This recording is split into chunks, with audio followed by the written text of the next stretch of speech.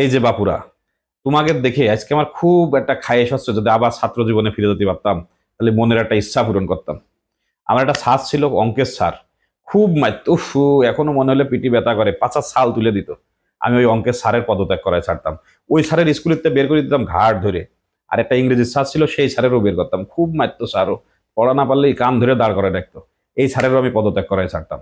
তা আজকের দিনে তোমরা যা করতেছো, এটা একেবারে ভালো কাজ। স্কুল কলেজে স্যারই ঢুকতে দিবা না।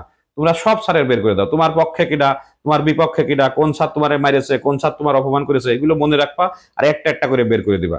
এই বাংলাদেশে ছাত্র থাকার দরকার কি? তোমরা চালাবা দেশ, ছাত্ররা চালাবে দেশ, তোমাদের তো স্যারের তো দরকার নেই। স্যার গেলে সব বের করে দাও, স্যার গুলো বের করে দাও, মান অপমান যা ইচ্ছা করো। আর এই তোমাদের আন্দোলনে আমার ডাকপা, সেই ছোটকালের খায়েশ আমি এখন পূরণ করব।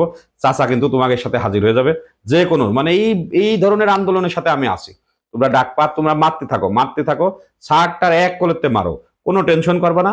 আন্দোলন চালায় যাও স্যারের বিরুদ্ধে। স্যার কিসির, স্যার লাগবে না। তোমরা মারতেই থাকো, আর স্যার গেলে যত পারো অপমান করো। আমি কিন্তু তোমাদের সাথে আসবা না। আমারও সেই ছোটকালের কথা মনে আছে, হ্যাঁ।